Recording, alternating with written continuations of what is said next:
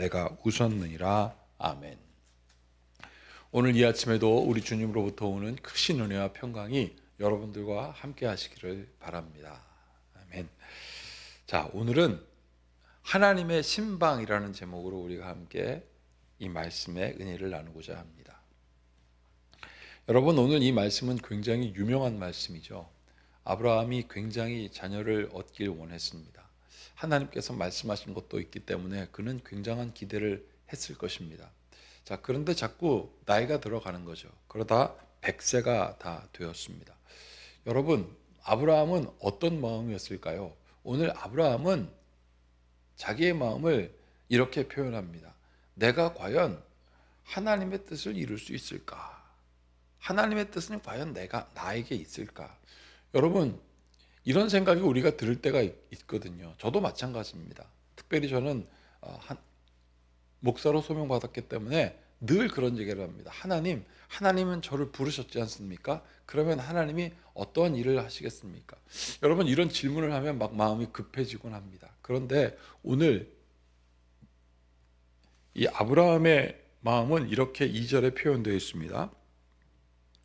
눈을 들어본 즉 사람 셋이 맞은편에 서 있는지라 그를 보자 곧 장막에서 달려가 영접하며 몸을 땅에 굽혔다라고 되어 있습니다. 무엇을 보았기에 갑자기 아브라함이 확 이렇게 돌아섰을까요? 여러분, 우리도 이런 말을 종종 하지 않습니까?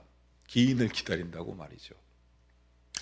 사실 우리에게 손님이라는 단어가 굉장히 의미 있는 단어입니다. 이 손님이라는 단어는 그냥 우리에게 귀찮은 존재가 오는 것이 아니라 복 있는 사람, 내가 마땅히 섬겨야 될 사람을 우리가 손님이라고 하지 않습니까? 그래서 이 고대 근동 지방에서는 더더군다나 손님들을 굉장히 극진히 대접했습니다. 그리고 이 사람들은 지금도 그렇지만 저 광야에서 돌아다니다 혹은 유목에서 돌아오다가 살아나왔기 때문에 그 사람들을 영접하는 것은 이 사람들의 삶의 습관이기도 하였습니다.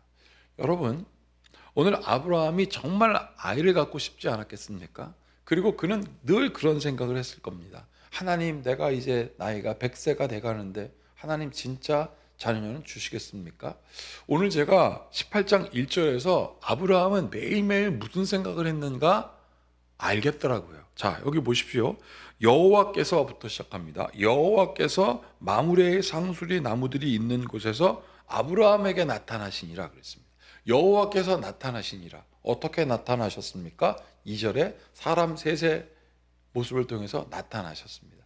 어떤 사람들은 이것을 성부와 성자와 성령이라고 말하곤 합니다.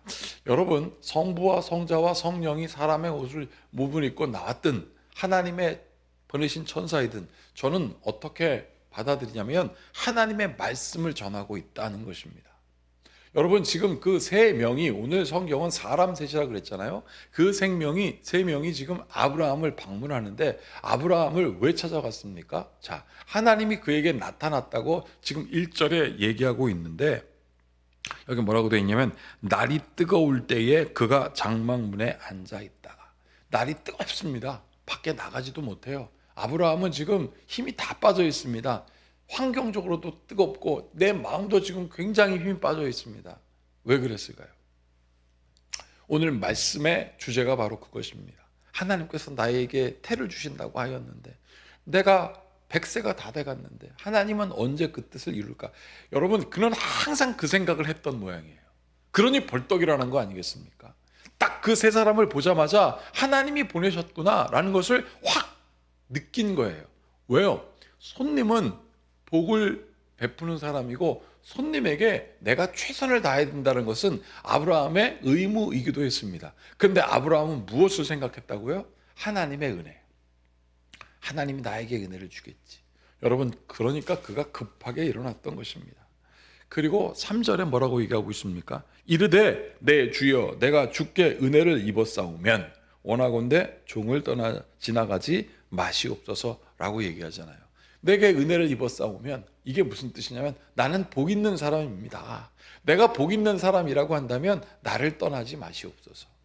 여러분, 제가 오늘 왜 하나님의 신방이라는 제목으로 오늘 이 말씀을 나누냐면 저는 이 말씀을 읽고 또 읽고 다시 생각할 때마다 또는 어떤 가정에 신방하러 갈 때마다 이 말씀이 생각나요.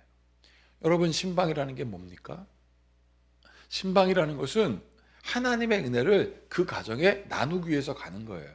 그런데 그 가정에 있는 그분들이 어떠한 마음의 상태입니까? 하나님의 은혜가 우리 집에 있기를 원합니다라는 거잖아요.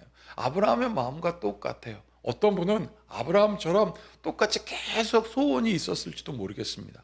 여러분, 그것을 모르고 갑니까? 제가 가정을 방문할 때마다 다 알고 갑니다.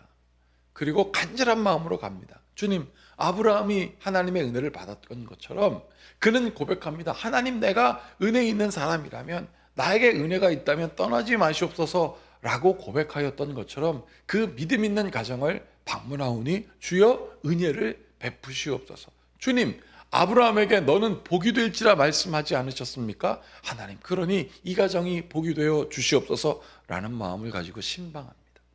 저는 그래서 이 본문 말씀을 이렇게 정한 것이죠. 하나님의 신방. 제가 신방할 때마다, 이 매년 봄이 될 때마다 무슨 생각이 또 드느냐면, 하나님, 봄이 되면 새순이 돋지 않습니까? 하나님, 새싹이 피지 않습니까? 동토에 묻혀서 꽝꽝 얼었던 그 땅을 뚫고 새싹과 새순이 나오는 것처럼 우리 가정, 우리 교회 성도들의 가정, 우리 주님의 자녀의 가정 가운데도 새순이 돋게 하여 주시옵소서 라는 마음으로 신방합니다. 여러분, 아브라함도 그 마음으로 그들을 환영했습니다. 그래서 그가 이렇게 얘기한 거죠. 주께 은혜를 입어 싸우면 원하건대 종을 떠나 지나가지 마시옵소서. 여러분, 그리고 이제 4절부터 쭉 아브라함이 막 급합니다. 막 집에 들어가서 사라한테 얘기하죠. 여보, 준비할 것이 있으면 갖고 와. 떡도 갖고 오고 우유도 갖고 오고 있는 것을 갖고 와서 저 사람들 섬기라고 말이죠. 여러분, 신방과 똑같지 않습니까? 지금도 우리가 대신방 기간인데 가정마다 방문하면 정성이 이루 말할 수 없습니다. 그럴 때마다 저는 무슨 생각하냐면, 주님, 아브라함이 받았던 은혜를 받게 하여 주시옵소서. 아브라함이 어떤 은혜를 받았습니까, 여러분? 11절 보세요. 아브라함과 사라는 나이가 많아 늙었고 사라에게는 여성의 생리가 끊어졌느니라. 그런데 아브라함은 아이를 갖길 원하죠. 사라는 이것을 보고 어떻게 했습니까? 웃었다 그랬습니다. 나한테 지금 아이가 생긴다고? 여러분, 12절 보세요. 사라가 속으로 웃고 이르되 내가 노쇠하였고 내 주인도 늙었으니 내가 무슨 즐거움이 있으리요. 아유, 우리 남편도 늙어버렸고, 내가 무슨 즐거움이, 내가 자녀를 생산하는 즐거움은 이제 끝났다라는 거예요. 여러분, 이렇게 포기한 것 같지만 하나님께서 말씀하셨습니다. 13절 보세요. 여호와께서 아브라함에게 이르시되 사라가 왜 웃으며 이르기를 내가 늙었거늘 어떻게 아들을 낳으리요 하느냐. 아브라함아, 네 아내의 믿음의 상태 좀 봐라. 너는 어떠냐? 라고 묻는 거예요. 너는 어떠냐? 너 혹시 너도 똑같은 거 아니야? 여러분, 우리에게도 똑같은 질문을 하나님께서 하실 때가 있습니다. 여러분, 신방의 중요한 의미가 있는 것은 자기의 가정으로 하나님의 성도들이 찾아가잖아요. 자기의 가정으로. 교회에서 만나는 것과 또 다른 특별한 곳에서, 특별한 환경에서, 나의 익숙한 상황 가운데 찾아가는 거 아니겠습니까? 지금 아브라함과 사라는 너무 익숙해요. 아이는 못 갖는 거거든요. 그런데 안추? 라고 이렇게 부가의문이라고 하잖아요. 너 그거 불가능하다고 생각하느냐? 여러분, 그러면서 하나님께서 그 불가능하고 생각하다는 그 마음 가운데 말씀하십니다. 14절. 여호와께 능하지 못한 일이 있겠느냐? 기한이 이를 때에, 여기 보세요. 내가 내게로 돌아오리니. 내가 내게로 돌아온다 그랬습니다. 또 방문하겠다 이거예요. 사라에게 아들이 있으리라. 할렐루야. 사랑하는 여러분, 하나님이 우리를 찾아오시죠. 예수님께서 말씀하셨습니다.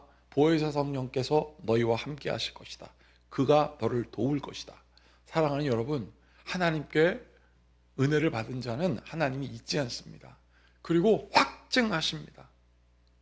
그래서 15절 보세요.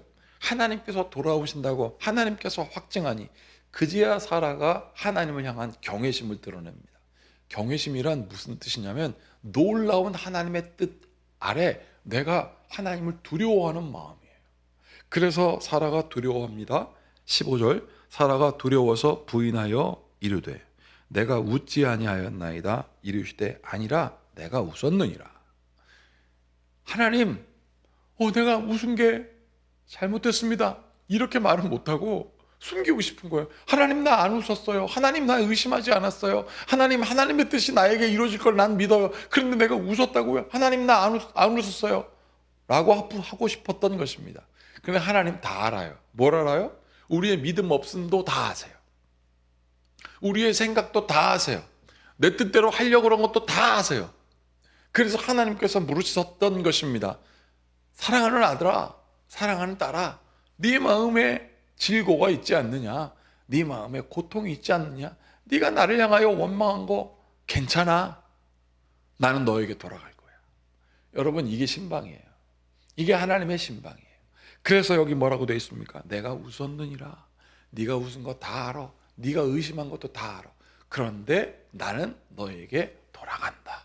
사랑하는 여러분, 하나님은 말씀하시고 하나님께서 친히 이루십니다.